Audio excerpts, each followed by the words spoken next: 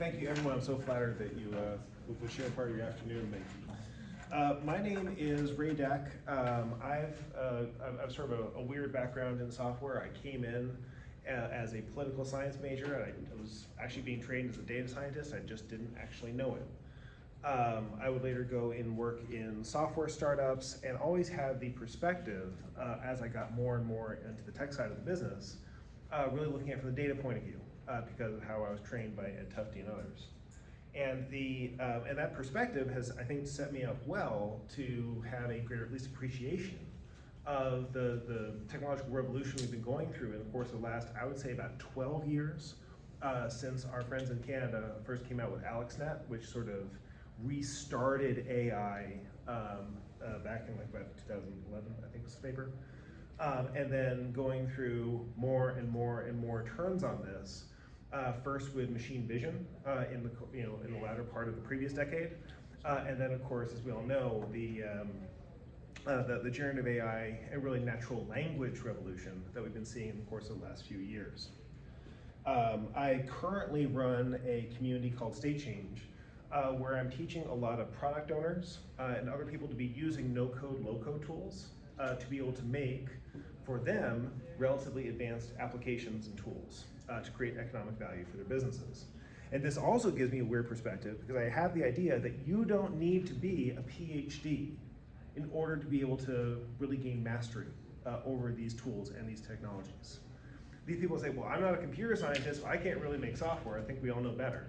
And the same thing, I think, applies when we get into the AI. Part of what I hope to do today is give you that kind of comfort, that even if you don't know exactly how you're going to do all the pieces, that these are things that you can work with and that you can customize and modify and make your own. And I think when we're in that position, we're able to do bigger things with these technologies. I also want to give quick credit to my research partner in this. We've been meeting about once an hour over the course of the last 6 months, first doing hackathon work, and then more recently doing just research on these various AI technologies, including a lot of things I'll be talking about today in terms of fine-tuning and training and what have you. I find all of this is much better with friends, and so I'm glad to have made some in you all today. And I would encourage you, if you're going to be investigating more of this, to be doing this with somebody else. It really helps you keep going. And Akshay, by the way, is just a brilliant engineer, currently working for and I did not make this name up, it's actually called the Kansas Startup Company. Up in Toronto. So I took a poll before asking how many people use ChatGPT. A lot of you have. I think that's the way a lot of us have been experiencing the current generation of generative, what are called large language model technologies. And ChatGPT is really powerful, but it is it's a service that's sort of a little bit higher level, sort of mixing together a few different ideas. And it's also not the only way of doing these things. That while certainly, I mean, OpenAI has like an $80 billion valuation, and of course, certain political drama that we've all been hearing about lately, there's actually a big universe of other models and other technologies out there that that we can start to play with. Now, the idea behind what we call a large language model is really came up in a paper from 2017 called "Attention is All You Need," and that one then turn was built on ideas from like what we call natural language processing and natural language understanding, which is based on the even deeper idea that like a word's just a number. Right? Like if you took all the words in the dictionary and you said, well, this is the first word, this is the second word, this is the third word, they're all just words. They're all just numbers, right? And so that takes away some of the magic associated with these large language models, that you can say, well, instead of like, how does it know what the next word is? I just figure out what the next number is. And does some other techniques sort of figure out how to construct numbers and new parts of speech and all that. It's called lemmatization. We can talk about that more if you're curious. But as a result of them all being numbers, it's all just statistics. And because we're just talking about a certain type of applied math, these are things that are very easy for machines to do. And then you can take it up another level, and because of the nature of the kinds of math that's being asked to do is mostly matrix multiplication, which is actually relatively simple math as these things go, and just rewards having a lot more cores, right? You're asking it to do lots and lots and lots of processes, most of which are not dependent on each other, so you can parallelize them. Now, Your basic CPU, right, is really powerful, can do these big complex operations. But an insight that came up like, I don't know, like almost 20 years ago, I think, was that you didn't need all of those complex operations for a lot of very specific use cases, particularly computer graphics, right? And that leads to like why GPUs work differently from CPUs. GPUs do a few complicated things, very fast, but like only a few at a time. Whereas a GPU does many, many simple things, largely for the purpose of drawing triangles on your screen, many, many times. And because of that kind of math, being able to do lots and lots of that was a big insight that came up. I think this is sort of the AlexNet insight from 2011, then we can then apply not only to computer graphics, but also to words, once we're just turning the words themselves into numbers. The two big ideas are, first, the idea of attention, which is basically that, like, you know, you could kind of put numbers against the position of each of these words, knowing what the third word is, knowing what the fourth word is in like a given document. That's kind of a high-level gross reason why attention zoning mattered for being able to make the large language models that we now see work, plus the computer horsepower to be able to do lots and lots of calculations. That's why we can have these really big models that have lots of calculations we need to do. And then most recently, and thing that we're going to talk about a little more today, is something called LoRa, which is an approach to fine-tune natural language models. Any of you who might have been to like a session on fine-tuning, say 6 or 7 years ago, would have heard that you can fine-tune a visual model, right? Like something that figures out dogs versus cats, but you can't fine-tune or can't do transfer learning, as we call it, on a natural language model. But now we can. Now, exactly how that works, I think, might be a little beyond the scope of what's interesting in this conversation. But the fact that we can means a couple of things. We don't need to rely just on OpenAI or just on GPT. There's been this like explosion of all these different models. I know it's like tiny text, and you can look at it on the download version of the slides. But the key thing is there's just a lot of them. Some of them are by big companies who have spent hundreds of millions of dollars to go train up a model. Some of them are companies, some of them are research projects. Some of them are very closed source, and some of them are open source. And like we wind up with, I mean, of course there's OpenAI out there, but there's also some others that are closed source. There's services run by companies like Cohere and Cloud by Anthropic. Anthropic actually is an offshoot of OpenAI. And then there are some others that are really neat, like Palm, which is the one by Google. And then you have some that are open source. And that means you can download them anytime you want. They're just huge. The best way to sort of get started with like looking at that explosion of models to go beyond just ChatGPT, I find just go explore. There are like 3, I think, pretty good places to explore that I recommend you to. One is called replicate.com.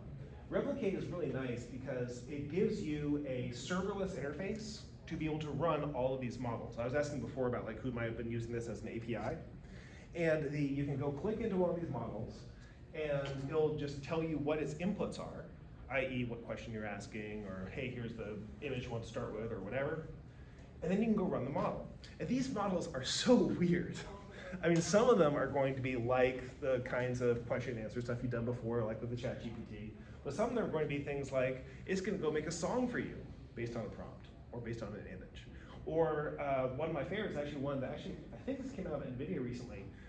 It makes 3D meshes, right, that you can put into Blender or into a VR context or what have you, based on the inputs, right? I asked for a world's greatest dad mug. It gave me a mug that said something on it. And so there are varying levels of quality, right? But one of the really neat things about it is that most of them are open source. And you can then go over to this other place called Hugging Face. And Hugging Face provides a couple different services, but really its biggest role in the world, I think, right now, is this kind of like the GitHub for AI. People can upload not only the code related to these models, like we usually think of code as like, you know, your Python code or your JavaScript code or whatever else it might be, but whenever we're dealing with AI, you're actually dealing with what we call weights and biases, which are which is essentially that like you have not just the immediate formula, but also the it's basically like a giant pachinko machine, right? You're putting your data in at the top, and it's hitting all of these little operations along the way, and you're using your little bit of code to figure out what all of those operations need to be that add up to generally moving in the direction you want it to. And so, like, there's a little bit of code, but a whole lot of these data files. And these data files for the tiniest models, or actually all these data files are roughly proportional to what they call the number of parameters that are inside one of these models. For perspective, ChatGPT, what was called GPT Turbo 3.5, was a roughly 20 billion parameter model. So about 20 billion numbers in it. In Chat, we believe, roughly, that GPT-4, of course they don't publish these numbers, right? But we think it's well north of 200 billion. There are other models out there that are, some of which are as small as like 2.7 billion, some which you might call more mid-sized, maybe 7 billion or 14 billion. And there are a few, even in open source, that are as big as 180 billion. Now, the reason I share all those numbers with you is because each of those parameters is just a number. In fact, it's two numbers weight and bias. So when you ask how large is this model, it's going to be a question of how many bytes does it take to store a number. So if on average it's taking you about 32 bytes, 32 bits, 4 bytes to store one number, and it's 175 billion parameters, you can just sort of do out the multiplication, right? And what you'll find is when you go over at Hugging Face, you can click into here and go into, like for any given one of these models, click where it says files, and all the files are there for you to download. They're just enormous. In fact, they're usually sliced up, so that's about 4 gigs per chunk. And so like you might have one chunk for a 2.7 parameter, a billion parameter model, and you might have like as many as, well, I think it was 80 chunks when I checked the Falcon 180 billion parameter model before we came into the session here. And then there's one more called Clarify that is kind of interesting and different because it not only includes the open source models like Hugging Face does, but also has a bunch of closed source models, provides you with APIs over to those. I find, and I would encourage you, if you do nothing else with the end of this talk, no, I don't want to leave Canva. Why would you do that to me? Okay. Go check out and play with one of these. Play with it over and replicate. They give you free credits to go try it out a little bit, and then you can try it out a little bit more by putting a little bit of money into the machine. You will be surprised at like the different and weird things that you can do, and start to get ideas about what more you can bring into the world. What's Replicate again? Sure, replicate.com is this site. And what they do under the covers is they are storing these models and serving them up essentially in Docker containers and serverless containers, so that you can click on one of these or reference it via URL and run this model. On the website? You can run it on the website, and you can run it over an API, so you can just go directly into your website or your application or what have you, right? So they are an API as a service, kind of like Rapid API, maybe, if you've ever used that for like other third-party services. But they provide all of these both on the website as well as the APIs, so that you can, well, have them do whatever it is you want them to do, right? Which could be generating a 3D mesh, it could be writing a song, it could be answering a question, it could be whatever the individual model is supposed to do. Does that help? Yeah. Cool. It's kind of like a bunch of types of ChatGPTs on a website. Yeah, I mean the interface is not nearly as good as the ChatGPT, right? It's very much one-off. Okay, you're running it as if you're just running that one API call, and then if you want to create more of a ChatGPT experience, that's going to be a thing you sort of stack on top of it. Juan Pablo gave a talk about that a little bit earlier today to the Microsoft tools for doing that. And I think the gentleman next door is talking about that from a UX point of view as well.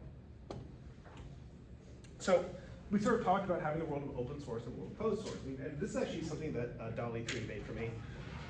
Talking about like what are fun things you can do in a public space versus what are things you can do when space is private.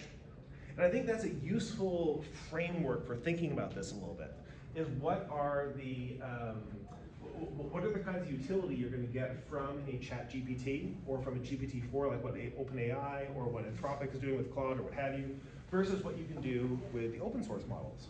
Because certainly there are plenty that fit in each category. So this is Llama, which is actually made by Facebook, right? But Facebook's strategy, when they sort of were caught out by OpenAI, instead of saying, we're gonna make a better one, they said, we're gonna open source it. I thought that was very clever of them. I don't know how long they'll keep doing that, but certainly Llamas are some of the state-of-the-art models. There's a company called Mosaic that recently got bought. Mistral and Falcon are both really interesting open source models too that actually get very large. I think I alluded to the 180 billion parameter Mistral model, which is a large language model. And then on the closed source side, there's more than just OpenAI. Anthropic, Cohere, AI21 are all major players in the large language model space. Many of them are cheaper and they have some interesting additional features. Like AI21 does better retrieval augmented search, which can be pretty cool. And I actually just ran across this company from South Korea called 12 Labs, which was invested in by some people from Google who I really respect, which is actually about analyzing video, right? So it's all video first. So there are lots of them out there, right?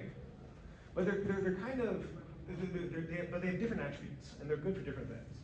So like the open source models you'll find in general are a bit smaller, as opposed to closed source models that are generally a bit bigger. And this is sort of intuitive because the closed source models are super expensive to build. If we're cheap to build, they couldn't make money on it, and that's why it sort of goes more into the open source model. The developer experience of these things, actually I think Replicate makes the developer experience of working with open source models much better. That's why I'm recommending you to it, so you're not sort of scared off by it. But certainly the people over at like particularly OpenAI really know what they're doing to make it easy for you to work with.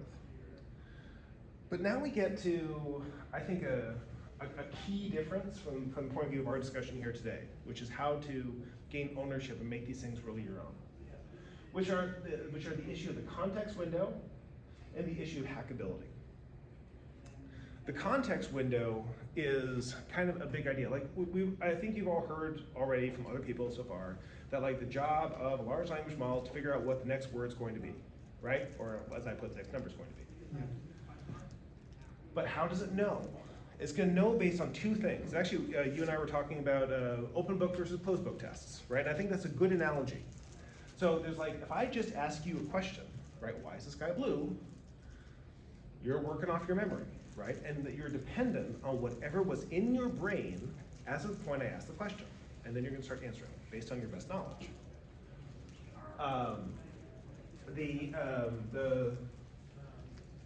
The opportunity is both, if you have lots of memory, well, maybe you know more, right? What if you never learned why the sky is blue? What if you don't actually have that knowledge with you? What if I could give you a cheat sheet? What if I gave you, here are 100 fun facts about physics? It'd be a lot easier for you to answer the question at that point, right? Like, that seems like an interesting fact. I'm going to go look at my chart. So the idea behind the context window is instead of me saying, why is the sky blue? I can say things like, why is the sky blue? And by the way, here are 100 fun facts about physics, right? That when I give you that information, plus giving you the question, you can give me a different quality of answer than you could before. So one of the things that you'll find that like, did anyone here watch OpenAI's Dev Day a couple weeks ago? One of their big announcements was that the new version of GPT-4 has a context window of about 120,000 tokens. That's about 90,000 words. That's a couple of books. And the reason why that's significant is that instead of me having to give you a cheat sheet, I can give you a physics textbook, right? And that physics textbook can go into that context. So even though you haven't studied physics, you have a physics textbook next to you, and now I'm going to ask you, why is the sky blue?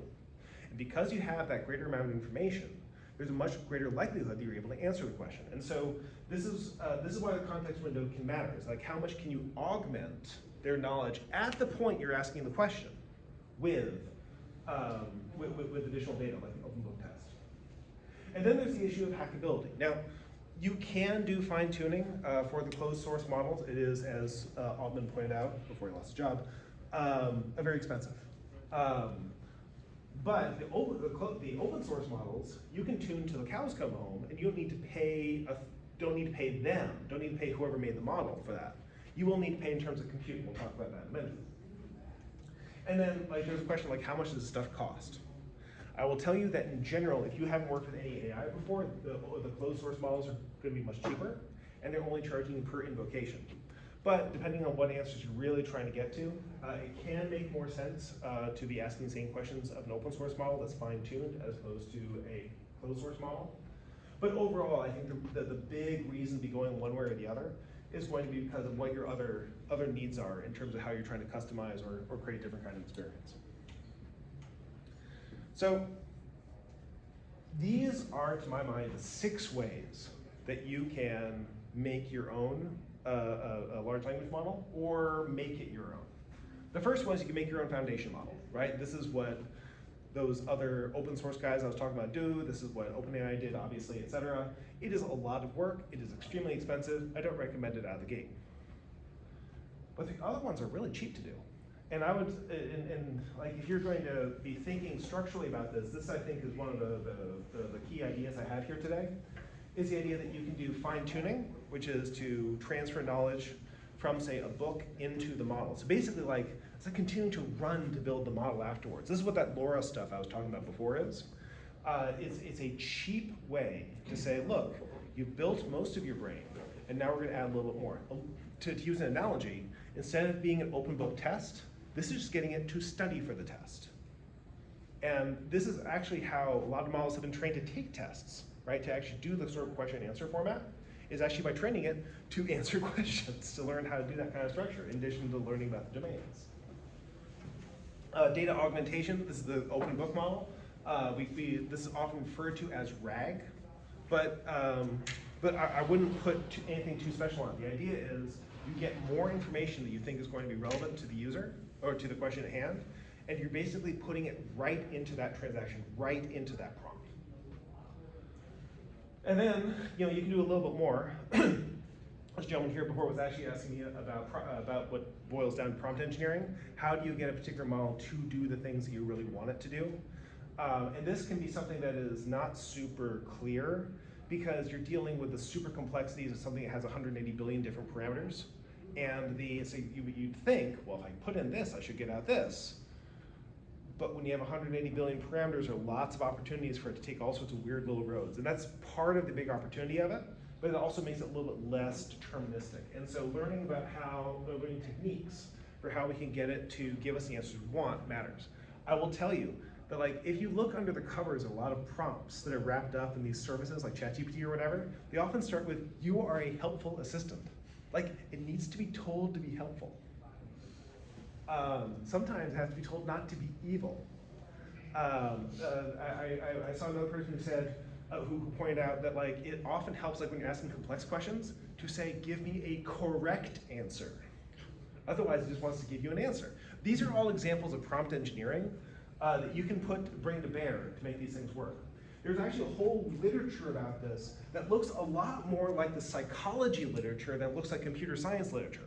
There's something called continuity of thought. Continuity of thought is basically, if you give it examples of questions and answers before you actually ask it the question you're about to ask, it tends to do a better job of answering the question you're looking for. This is just priming the pump, right? This is like giving it practice questions on a test first. There's another one called constitutional AI, which is basically like giving it a set of ethics or how it should be thinking about the question, which again is like a paragraph of text you can put into your prompt. This is actually even more interesting in a world where you have sufficient context, right? Because the more context you have, the bigger the window, the more text you're allowed to put into your prompt, the more room you have for adding some of these other interesting considerations. Okay, but having done all this, then we've asked a question or put in input, we've got an output from the model, then what do we do with it? And there are sort of two aspects to what we do with it. The first is the idea of you can feed it to another agent. Putting multiple agents together is a really powerful way to get more juice out of this. There's actually a really interesting Microsoft project called AutoTrain that's been getting a lot of ink lately.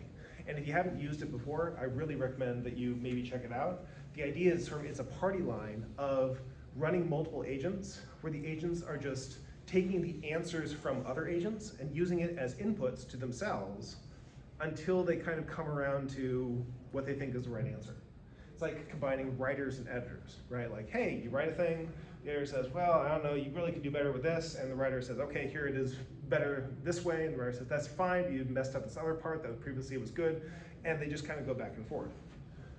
One of the neat things about agent composition is that, from the point of view of being an AI company, is that it makes you make more requests into the system, and so it tends to be much more expensive, right, than just asking one question. But actually, under the covers, this is something like ChatGPT and Azure and the Copilot stuff are all doing for you in order to get dialed in what your a better answer.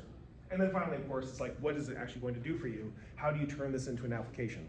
I talked to a VC a few months ago after a hackathon where he said that the project that me and my partner had submitted was one of the very few that wasn't another chatbot. Chatbots are super popular right now, and certainly AI makes chatbots possible, but there are so many other applications you can bring to bear that create more economic value, even if they're not as cool a demo, right, that like the literature major might appreciate. Keeping an eye on the ball of what creates economic value is something I talk about all the time to my no-code and product management folks, and I think we should be keeping an eye on it as we think about AI as well. So,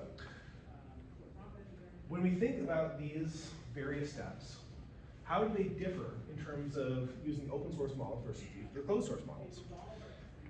And really, it kind of boils down to this, which I think is sort of a key idea. If you want to do retrieval augmented, you do that with a closed source model. That's how you inject information. You can give it an open book test because it knows how to do an open book test. The open source model usually doesn't have as much context window. It can't take as big a cheat sheet into the room. And as a result, it really profits if it actually studies for the test. So the best way to get information or to create a more custom experience for an open source model is going to be through fine tuning. And if you're looking to do it using retrieval, you're going to be better off using the closed source models that have larger windows, at least until such time as the open source models get either bigger windows or compute becomes a lot cheaper, as we'll talk about in just a minute. So, let's leave retrieval augmented aside for a second, because I think other people have talked about it today, and it is, but it is the thing that if you're just looking to do one thing to make it your own, I recommend you to it. It's a great place to start. But I heard, when I was talking about fine tuning, a friend who was also a fellow entrepreneur say, well, Ray, fine tuning, that's just for PhDs. It's not. It doesn't have to be. It used to be super, super hard to do. This thing with LoRa's made it much easier to do. It doesn't take nearly as much code. And then that standardization of how it works has turned into some tooling that's much easier to work with. So the costs we want to consider are going to be, how much does it cost to learn, but then also what it's going to cost us to train this new model, what's going to cost us to store the changes we've made, and how much does it cost to run. Remember I was talking about how big these models are, gigabytes of multiple tens or even hundreds of gigabytes of information. The storage is actually quite real compared to most other files you'd be thinking about, like from GitHub. And the cost to run is also going to be non-trivial now that we're no longer just sitting on top of OpenAI's infrastructure. So there are a couple different ways I have seen for thinking about fine tuning. I'm going to leave aside the high code version of this that I've seen for doing fine tuning. OpenAI, which of course is a closed model, and AI21, which is also a closed model, both offer fine tuning. It's very expensive. And Replicate, which offers a much cheaper version of fine tuning, because they basically give direct access to their GPUs. It's just you're renting their time. Hugging Face has this as well with something called AutoTrain, which is now AutoTrain Advanced. I think originally Hugging Train Advanced was supposed to be the advanced, more high code way of doing it, but it turns out to be the one that works a lot better. So their original AutoTrain that actually deprecated, everything is AutoTrain Advanced now. So don't be too scared by the fact that it says advanced. I'll talk more about Hugging Face Advanced in a second, but let's talk about how we set up our data. So we talk about this in terms of the models are always trying to reach for the next number, trying to reach for the next word. The way that the first three places I was talking about, Replicate, that OpenAI and AI21 work, is that they all encourage using something called JSON-L. Anyone here worked with JSON-L before? Okay. Anyone here worked with JSON before? Okay. So JSON is the JavaScript object notation. It's a way of describing data that is largely compatible if you were to copy and paste it directly into a JavaScript file. You could say just const, x equals this first line, and JavaScript would know what it is. And that's kind of the idea behind JSON is it's a way of encoding data that is very compatible with the way JavaScript works. Now, the problem with JSON is that I have to keep reading through this whole thing, get to the very end, before I understand how it works. I have to know everything to know anything. So this creates a problem. If I want to train based on 5 million examples, man, that's a lot of things I need to load into memory in order to deconstruct that, right? So JSON L. L is for line.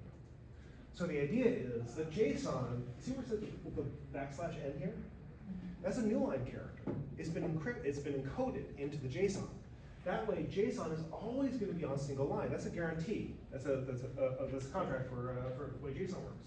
So whenever I get to the first new line character, I know carriage return, I'm coming back to the beginning, right? Works the way a CSV does, it works the way any other line delimited file does. That way I get all the ease of describing key value pairs, right, that I get from JSON. And I get the memory management, right, and the streamability of being able to think about one record at a time. And now, instead of having to come up with some new structure, great, I've got this, I can do JSON, JSON, JSON. Once this is not something that's usually built into most models, like Python or JavaScript or what have you. So what you wind up doing is you're looping through and you're doing a JSON stringify, add a new line characters. JSON stringify, add a new line characters, go generate the file that these folks are going to be able to use.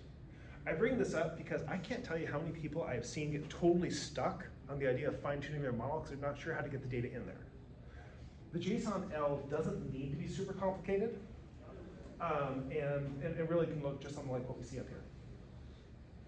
So the other side effect of having JSON is that, of course, you're just feeding text into the model. But like Replicate or AI21 or whatever, they understand how the model thinks about the separation of questions and answers, and they're just going to transform this JSON into the text that actually goes into their model, so you don't have to think about it. This is definitely the way to play on easiest for creating a fine-tuned model, particularly if this is going to be about text. Does this make sense? Any questions about this? CSVs work basically the same way. For those of you who don't know, CSV is a comma-separated values file, where instead of being wrapped up in curly braces, it's just separated by commas, and usually big strings are wrapped up in quotation marks. I like this less, and I like it less because it does not have nearly as many standards, right, to guarantee that you're not getting multiple lines or find other ways to get into trouble. Whereas JSON has a lot of standards that also mean that it sort of automatically gets taken care of for you in code.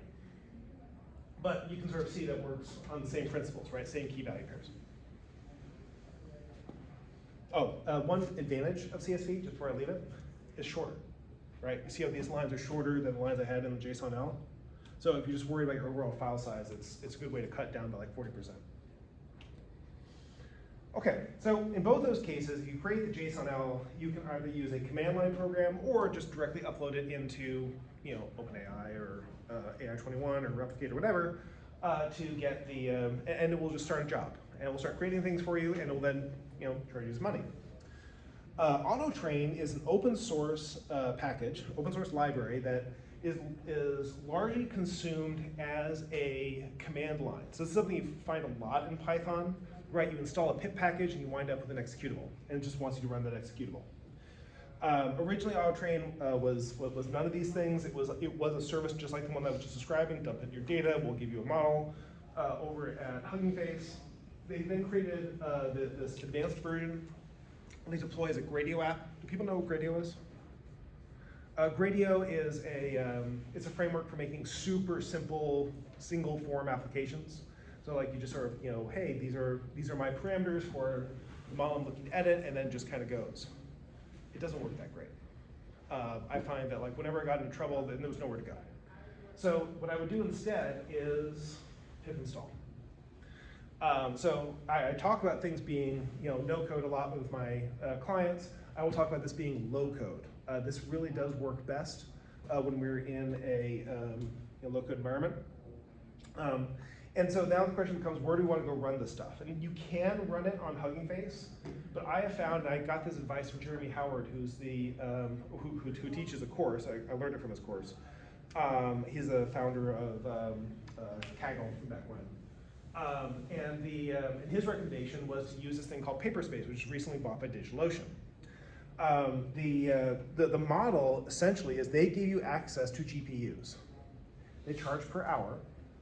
They have a really important feature, auto shutdown. I'll be mentioning auto shutdown again. This has bitten me more than once. The prices are pretty reasonable, I gotta say, on a per hour basis. And they have these two sort of sub-services. One is for virtual machines that I've used when I want to do some deeper things. And the other is Gradient, which basically gives you access to a Docker container. Right, so that you have your Docker container and it will spin up your Docker container and attach it to a GPU or a GPU instance. And then you can use a notebook, right, like a Python notebook, or just use a shell and be able to do all the work you want to do in it, including be able to pull data in, shove data out, whatever. And then after you're done with it, you shut it down again and they stop billing you. Another very cool thing about it is you still have access to your files after you've shut it down, right? Like if you've ever been had a machine like on DigitalOcean or something, one of the things you find is you shut down the machine, you don't get access to the hard drive anymore, right? And if you and also until you've destroyed the machine, they keep on billing you for it. That's not the case here, right? It's much more, as long as the container is running, they bill you for it, and you get access to the files. Those two things I found to be really important for making it easy, right, to get access to the stuff. So for my tuning, I use what they call the Gradient notebooks. And I discovered that because AutoTrain works on the command line, instead of using the notebook, the Jupyter notebook interface, I went over and clicked on the terminal, right? And it was a couple lines of terminal code that were most important. And just to give you an idea of how much this stuff costs, I'm not sure how well you can see this, but like they offer different levels of GPUs and CPUs. And yes, they do offer CPUs. I don't recommend that for training large language models. But they have like a B100 here, which is a few years old in terms of state of the art, for about $2.30 an hour. Which I just gave you by perspective, because that's per hour, right? And there are 168 hours in a week times 4 in a month. You can see how this can become a very expensive habit if it does not also shut down. Now, one final thought here is I also picked one of the faster machines. This was, initially I went slow, and later I went fast.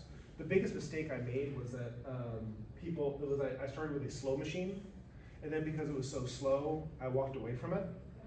It took a while, and I fell asleep, and I paid for it all through the next day.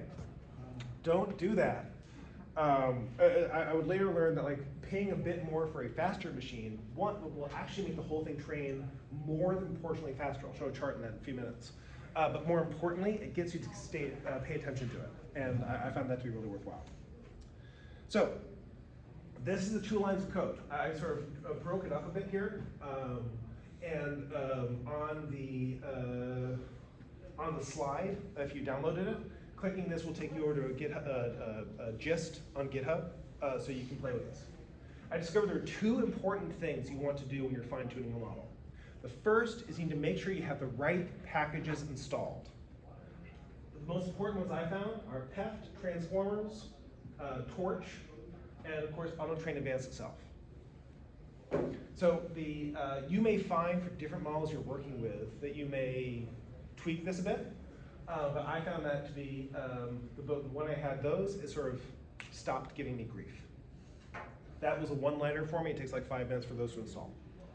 Second thing I did was just run AutoTrain. Once AutoTrain is installed, this is the way you actually consume AutoTrain. And there are more ways to use it. I recommend you to go check out the documentation. But what I did here was just say, this is an LLM I'm training, right?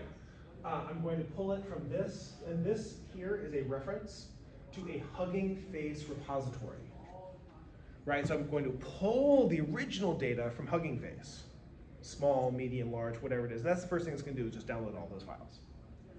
And then I just tell it where I want to install it into.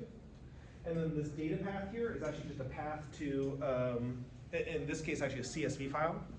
And it's looking for a CSV file that has a single member called text. It's customizable, but that's what it's usually looking for. So it requires you to go put together like that prompted question part, right? So it's like a level more complicated. But I actually found that really cool because I was using an instructor model like this. So what I did was I took some data from my corpus. My corpus, by the way, is on my office hours I was doing for my for my community, and I have transcripts from all those office hours. And I was just feeding in those transcripts, and then and using that to get trained up to answer questions the way I would. And then telling it a couple of key parameters here using PEF, which is a method for doing fine tuning. Using int4. This is actually a really key idea. Remember how I talked about like storing a number was taking 32 bits? There's something called quantization. Anybody here heard of the term quantization? All right. If you have a 32-bit number, but all the numbers in here, and this is a thing to know about AI in general, they're all between -1 and 1. You're using 32 bits to describe numbers that are between -1 and 1. There's actually a lot of dead numbers that aren't being used, dead values that aren't being used. And it's also a whole lot of precision, when often it doesn't matter, wait, is that super, super tiny or merely super tiny? So the idea is instead of using 32 bits to describe that range of that's just 2 numbers in value, 2 integers in value, we use int4. How about just 16 values? The idea behind quantization is to say that instead of having all of that resolution where I'm going to use 32 bits and have whatever that number turns into, about 4 billion opportunities on either side, I'm going to have just 16 possible numbers. And the thing is, when you already have 7 billion different parameters, it still works pretty well. The loss that you get versus one that didn't have that is relatively small. It trains a lot faster, and it actually interprets a lot faster because you can hold more of it in memory at a time. Batch size, that's just basically saying how much you want trained, and then the how much of a context window you want to retain, and then this merged after part takes the fine-tuned model, merges it back with the original model, and now you have something that you can just ship up to one of these places to be able to interpret your model. 2 lines in Bash, and don't get me wrong, the first one takes about 5 minutes, and the second one will take hours, depending on how much data you throw in. If you throw in like 20 examples, it'll take maybe 5 minutes. If you throw in 100,000 examples, it can take maybe up to a day. But how long it will take will depend a little bit on what GPU you use. So this is actually an ad from NVIDIA, and behind it is actually the original model numbers. Like this is the 2019 B100 and how the B100s got better over the course of following years. And this is the A100 that they were introduced a year ago. Now, that's how much faster it is. This is how much more it costs on a per hour basis. So don't cheap out, would be my recommendation in terms of how you use these GPUs. Don't use them for a long time, but be willing to spend more per hour. By doing that, you will cut your training times by well more than what the marginal cost is of these models. And this is something I specifically say about running training, because training is going to take like hours, as opposed to running inference later, which you'll goof around with and figure out what generates you the best returns. Do you switch? Sorry? Afterwards, do you switch? Oh, after you mean it's trained? Oh yeah. So after it's trained, you're no longer going to use that particular paper space model anymore. I'll talk about that in just a second. If you bear with me. So. AI21 recommends having at least 50 examples, or else you're not going to get any interesting results out of anything you fine-tune. I recommend, in general, if you can go down the fine-tuning road, you probably want to have more than that. Now, the question becomes, how do I get all that data? Well, it comes in a couple different ways. The first is, if you're like training it on like a book, you can just cut up the book and feed it the book, a couple thousand characters at a time. This can work remarkably well. But then, one of the weird things is you train it to do one thing, kind of forgets to do others. So like that Mistral model I was talking about is trained on how to be able to answer questions well. It's called like an instructor model. And like I ask a question, it will try to give me an answer. It knows how to do that kind of structure. But when I fed it a whole bunch of data, it stopped being good at answering questions. It would try to just continue my statement, continue my question in the style of me, which was not what I needed, right? I needed to answer my question. So how do I get to answer my question? I need to not only give it information that is relevant to me, but I also need to have it, keep practicing, if you will, how to answer a question. But that requires restructuring this data, right? And I didn't have the data in sort of easy, question answer format. So I used OpenAI. I said, hey, OpenAI, here's one of my sessions. Here's 20,000 tokens of conversation with me and my members in terms of things we're asking. What were they asking? What were the answers? And it pulled that out. Then I said, hey, can you format that into JSON for me? He said, yeah, sure. And then it was very straightforward for me to turn that into what actually Mistral required for its format. So it's a little bit like I was spending some time training it, teaching it math, and some of it teaching it how to take a math test, right? I already knew how to take a test, and now I'm trying to make it better at the domain without losing that particular skill it had that it was built with previously. So, and that becomes the kind of thing you're going to find yourself messing with as you start to fine tune these things and start to make them more your own. I recommend having a budget. This thing, you can't do this for free. It just costs. I talked about having better GPUs. They cost, but they don't have to cost a lot. I bet you can put down like a $50 or $100 budget for yourself and not breach it and have learned lots of interesting things and create some really interesting models. It just doesn't need to be something that takes days and days and days. Remember, you're not making a foundation model. You're not Sam Altman, or whoever's running the company now. You're just doing the fine tuning part, and that fine tuning part goes much, much, much faster. One other thing about using good GPUs, as you get better at this, I don't recommend starting with this, but as you get better at this, there are other services out there that can give you more of a marketplace for finding the best deal on GPUs. There's this one called Vast AI that I really like, that I'm able to pretty routinely cut my cost for getting that same A100 by about half by making use of somebody's extra that's sitting in a data center somewhere. How much you're concerned about your data going over the data center, that's entirely up to you. Some of them are all stateside, some of them are not stateside. You can decide what things make the most sense to you. But what I find is by using the easier to use tools early and spending a bit more on that, I save more of my own time. Later, as I'm getting better at this, I can save money by taking my expertise and applying it to cheaper resources. And finally, I said it before and I will say it again, auto shutdown is your friend. Set a timer for yourself just to back it up.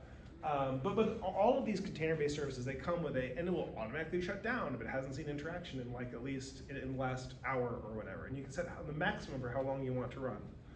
Make use of those. That will save you money and keep you under your budget.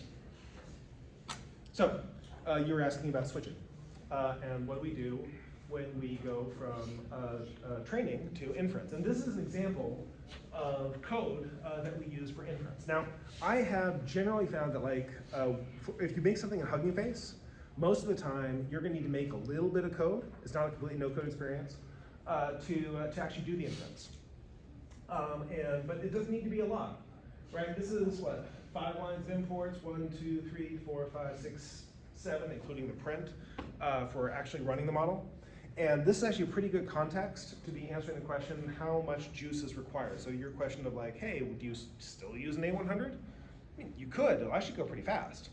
But you might not nearly need it because it's a much simpler operation. And so testing that against, and actually even in the context of paperspace, you can take your same notebook and say, well, let's apply it to this GPU and to this GPU. And then you're doing that for minutes or seconds. This can cost you a very small amount of money to be discovering the answer to your question of which one's giving you, best price for reasonable performance. But when we're running our model, running it in a notebook is often not all that productive, right? Doing a training process is like a one-off sitting in a model can be a good idea. But when we're thinking about how we're going to deploy, we want to have things that are a little more systematized. How are other people going to get access to it? There are some pretty cool services out there that allow you to do this in a serverless way, which means as opposed to say Paperspace, which really wants to rent you a machine. You can have things that are only going to charge you for the time that the machine was running the function, right, that was doing the inference using your particular model.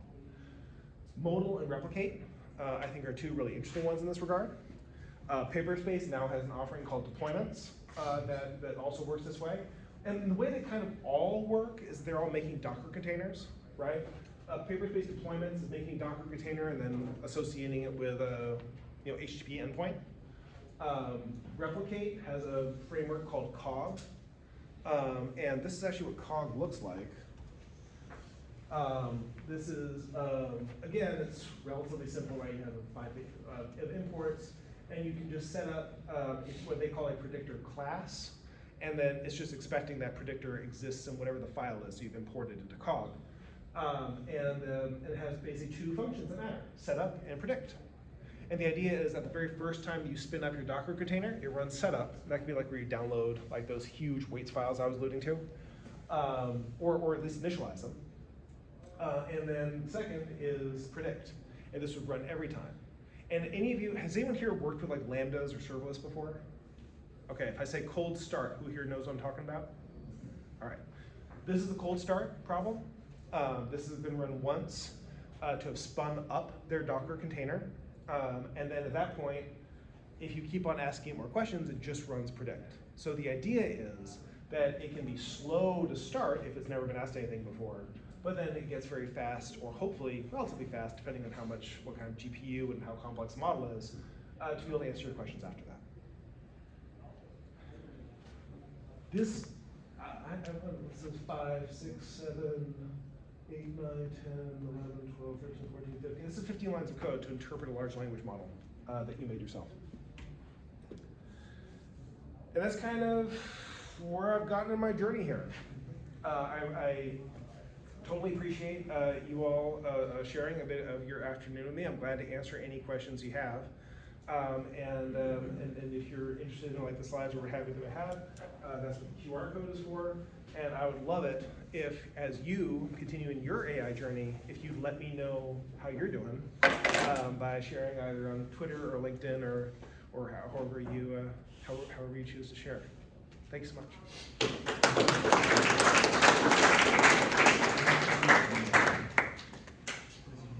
Okay. Any questions before we all lose something here? Sir. Have you found there to be like a good open source model for, suppose you wanted to give it your own private personal data and you just wanted to download a model onto like, I don't know, a couple terabyte hard drive and train it on that data and ask your own questions. Have you found a good model that could do that kind of thing? Yeah, so if you're going to do that, I would look for a 2.7 model. 2.7 is usually the small size for the large language models. I would look for, and Llama 2.7 is actually pretty good. And there's a flavor of Llama 2.7 that is actually already sliced. And the slicing is important because some of these models, one of the reasons why it's so expensive to train these models is because you have to load the whole thing to memory, right? Or big chunks of it to memory. And this one has already been pre-sliced, so that it's designed to only run a little bit at a time, so it's a lot less memory sensitive. That way you could use like your, the 1070 or whatever NVIDIA GPU you might have at home to be able to train up on this. You can try to do training with a CPU. I don't recommend it. If you have something that's like one of those NVIDIA GPUs, you can start to do some more work to put that all back together. You can even use AutoTrain for that job. You just be running it locally in your environment and using that GPU using what's called CUDA, which is the library that connects it to the GPU. That would all be completely private because you'd be downloading the model, right, from Hugging Face, but the data would all stay on your machine. And then of course you could use like the notebook or a command line interface for the purpose of running your inference, so you can be asking all the questions you want. So yes, you absolutely can do that. One of the other things I've seen lately that's really cool is starting to run on the phone, right? Starting to run on the phone. The trick is both in running on phones are like running on Macs, in which you don't usually have access to the GPU because it's a particular way NVIDIA set up the GPUs that allow these other libraries to work. right? I'm sure eventually we'll get past it, but it's been a decade and we haven't yet, you know? So all of which is by way of saying that if you're looking to do this, I recommend having a little bit of hardware, right? Having access to a GPU that your Python can work with, and that's probably an NVIDIA one. And I also, and then, you know, tinker with it and see how it's working for you. There's another really cool little utility called OLLama that's out there that provides you with a better interface for a local app. To be able to run a large language model in a local context, as opposed to having to go down and write your own code for it. So that'd be the other thing I might check out if you're looking to do that, really a local private context. Sure. Other questions I can answer for the group? Sir. What do you think is the best way to get better at getting good results from like a ChatGPT or something? Like is a prompt engineering course a good way, or just playing with it more and trying different things, or something else? I would do okay.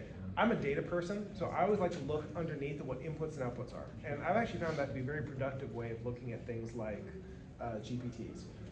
You can now, even in ChatGPT, like right-click on a lot of outputs to find out like what was the actual prompt behind the prompt.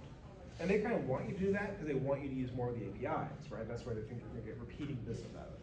So otherwise it's $20 a month, who cares, right? They think that if you have that kind of interest, you're probably going to be a bigger customer for them. So I would check that out. Like, what is the beginning and the end? Juan Pablo from Microsoft gave a great talk earlier today where he was talking about what he calls meta prompts, which are actually the real prompts. You go type in whatever you're typing, what's happening is getting injected into something bigger. Find out what the big boys do. Couple places you can go to find out what's getting used that I think are really neat. One is, I've alluded before to the AutoTrain project by Microsoft. That is all based on prompt engineering. Behind the scenes is all OpenAI calls. And they use prompt engineering, which is meta prompts wrapping up this data, in order to construct the information, right, that's trying to pass for each of those transactions that's going to do into GPT-4. The cool thing about that is you can sort of skip through that, like, I don't understand this code, I understand this code, I understand this code, and then you see the prompts. It's just text. And you can see how those folks do it.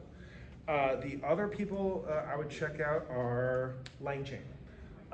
If you go open up the LangChain repository, you'll find underneath a whole bunch of prompts that are created, particularly like for what it does in like retrieval augmented generation, like when people were doing Pinecone initially, like about 6 months ago. And you will find that people didn't know how to use it. So it includes both the code and the sample text for how to work with that. And then the third thing I would check out is something called AutoGPT. AutoGPT is a project that came out, I think, 4 or 5 months ago. Trying to be generalized solution to problems using agents. Like, you give it a simple problem and like it's supposed to figure out how to do it.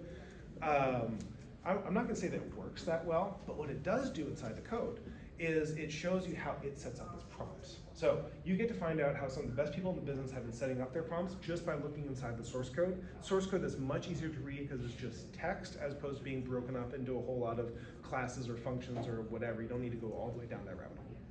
That help? Yeah, thank you. Cool. Everyone, thank you so much. I really appreciate it.